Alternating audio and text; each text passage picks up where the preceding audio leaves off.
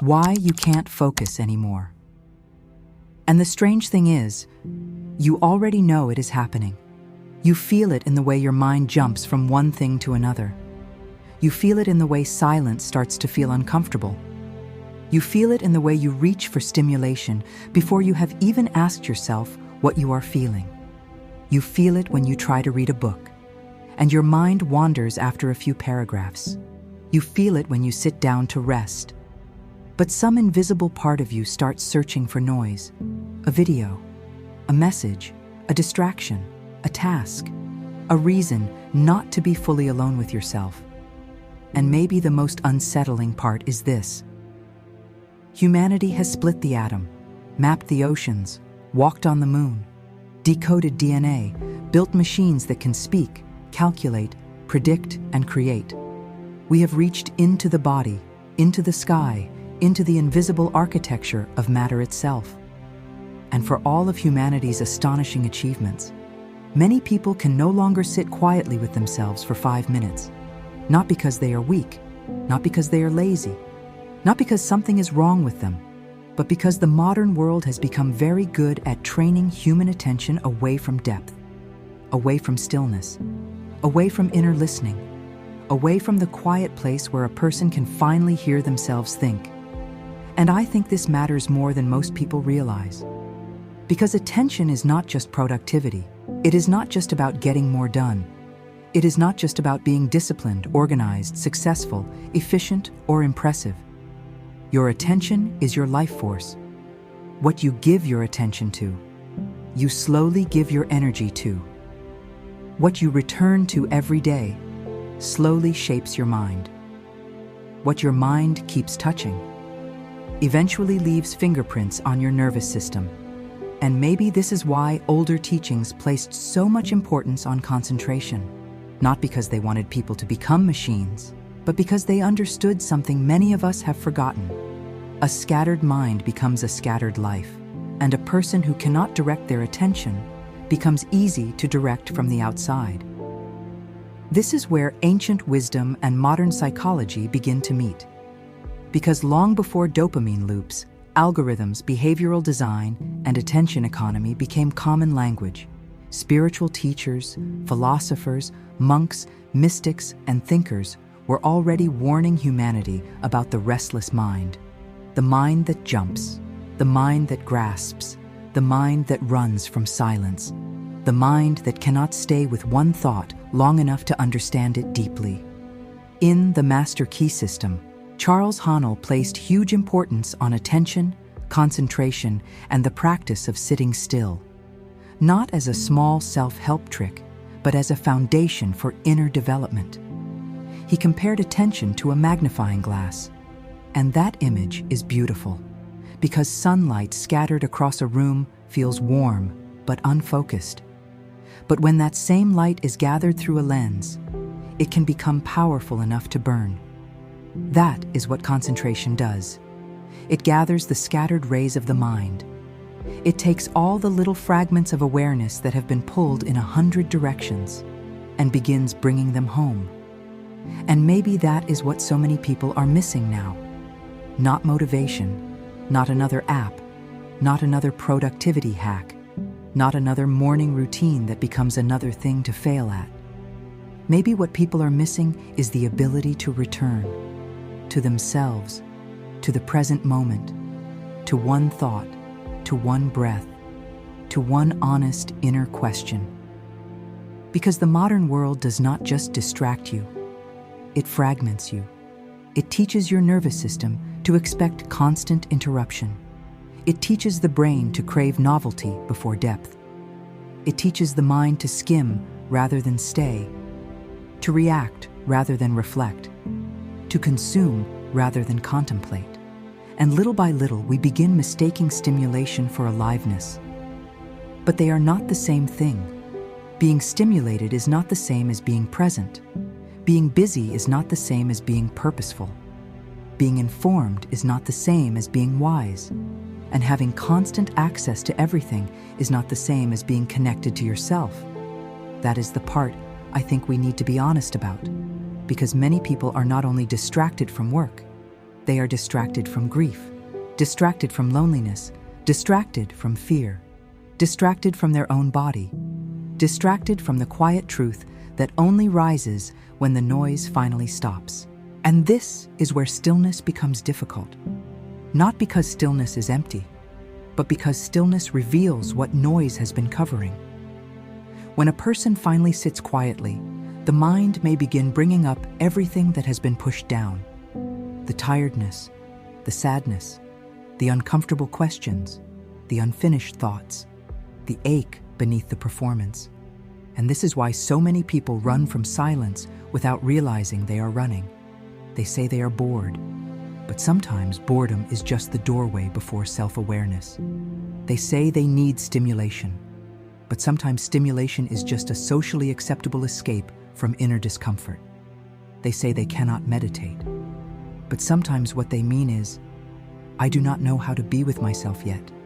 And there is no shame in that, because most of us were never taught.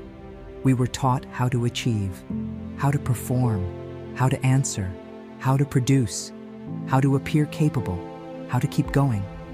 But very few people were taught how to sit with their own inner world without immediately trying to fix, numb, judge, or escape it. And this is why concentration is deeper than people think. Because true concentration is not just forcing your mind onto a task, it is learning how to stay with your breath, to stay with a thought long enough to understand it, to stay with discomfort without instantly reaching for distraction, to stay with yourself without abandoning yourself. Perhaps concentration was never just productivity. Perhaps it was how humans remembered themselves. Because when you can stay with your own mind, you begin discovering what is actually yours, your real thoughts, your real values, your real pain, your real desires, your real direction. But when attention is constantly pulled outward, your inner life becomes harder to hear. You begin living from reaction. Someone posts something, you react. Someone messages, you react. A headline appears, you react. An emotion rises, you react. A craving appears, you react. And eventually, life becomes less like conscious living and more like being pulled around by invisible strings. This is why reclaiming attention is an act of self-agency. It is saying, no, I will not let every noise decide where my mind goes. I will not let the loudest thing become the most important thing. I will not let the world train me out of myself. That does not mean rejecting technology. It does not mean judging people for using phones, social media, entertainment, or modern tools. That would be too simple. The point is not to fear the modern world. The point is to stop letting it use your mind without your consent. Because the issue is not that we have screens. The issue is that many people no longer know when they are choosing and when they are being pulled. And there is a difference. There is a difference between watching something because it genuinely nourishes you and watching because you cannot tolerate a quiet moment. There is a difference between using technology as a tool and becoming emotionally dependent on constant stimulation. There is a difference between connecting with the world and disappearing from yourself. And I think this is where the old teachings become useful again. Because books like the Master Key System were written in a very different age, but underneath the language is a simple principle. The mind must be trained gently and consistently if it is to become a clear instrument, not punished, not forced, not shamed, trained, like a muscle, like breath, like balance, like learning to walk again after being unsteady for a long time. And maybe this is the part modern self-help often gets wrong. It tells people to focus harder, discipline harder, wake up earlier, work longer, cut everything out, become a machine. But Valkyrie is not here to turn humans into machines. We are here to help humans come back to themselves. And concentration, in this deeper sense, is not cold, it is intimate. It is the practice of gathering yourself back from all the places you have been scattered. From fear, from comparison, from other people's opinions, from endless noise, from the past, from imagined futures. From the digital nervous system of the world, it is taking your own hand and saying, "Come back, we are here now." And this is where we can begin, not with perfection, not with a dramatic life overhaul, but with one small practice, a practice inspired by the old teachings, but softened for the modern nervous system. Sit somewhere quiet for 5 minutes, not an hour, not some impossible spiritual performance. 5 minutes. Place your feet on the ground, let your shoulders drop, let your jaw soften, and choose one point of attention. Your breath, a candle flame, a word, a sentence, a simple phrase like, "I am here."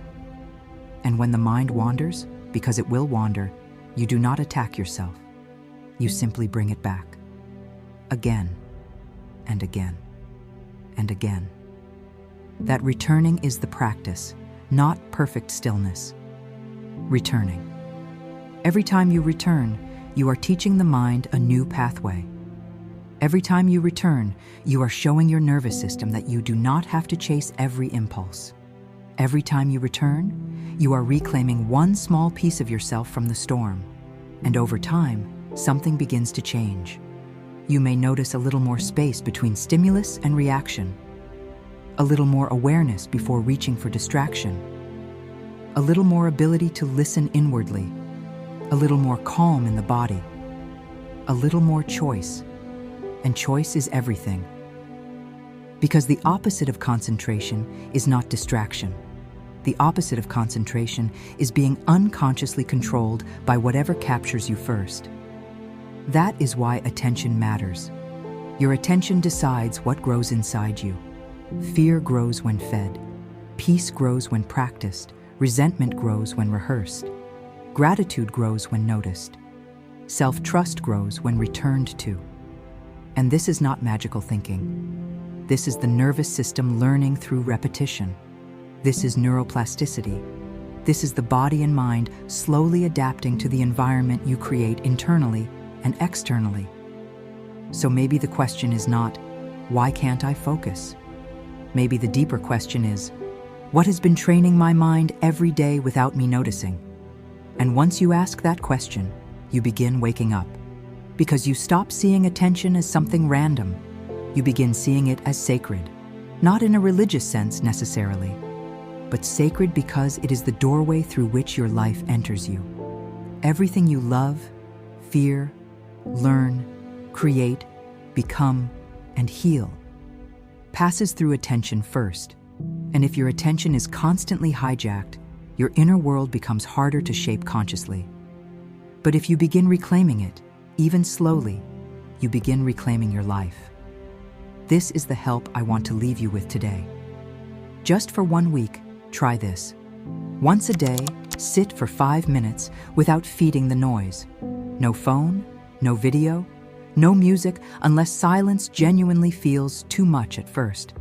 Just you, your breath, and one chosen point of attention. And do not judge what rises. If restlessness rises, notice it. If sadness rises, notice it. If boredom rises, notice it. If irritation rises, notice it. You are not failing. You are meeting the parts of yourself that distraction has been keeping outside the door. And after 5 minutes, ask yourself one question. What was I trying not to feel? That one question can change the way you understand your own habits. Because sometimes distraction is not the problem. Sometimes distraction is the messenger. It shows us where we are afraid to be still. And when you learn to be still with yourself gently, not perfectly, not dramatically, just honestly, you begin rebuilding the bridge back to your own inner world. And maybe that is what humanity needs now. Not less intelligence. We have intelligence. Not less invention. We have invention. Not less access to information. We have more information than any generation before us. What we need is the wisdom to return inward, to remember that the human mind is not just a storage device. It is a garden, a temple, a lantern, a living space that must be cared for. Because if you never enter your own inner world, someone else will decorate it for you. The algorithm, the headlines, the adverts, the noise, the fear, the crowd. But when you learn to concentrate, you begin placing your own hands back on the doorway of your mind. You begin deciding what enters, what stays, what grows, what leaves. And maybe that is one of the quietest forms of freedom there is. Not the freedom to consume everything, but the freedom to choose where your soul rests its gaze. So no, this episode is not really about attention spans. It is about self-return. It is about remembering that stillness is not emptiness. Stillness is where the scattered parts of you finally hear the call to come home. And in a world training you to never be still, learning to be present may become one of the most powerful acts of rebellion left. As always, this has been Valkyrie. Thanks for stopping by. Until next time, be kind to yourself and others. Lanterns up, people.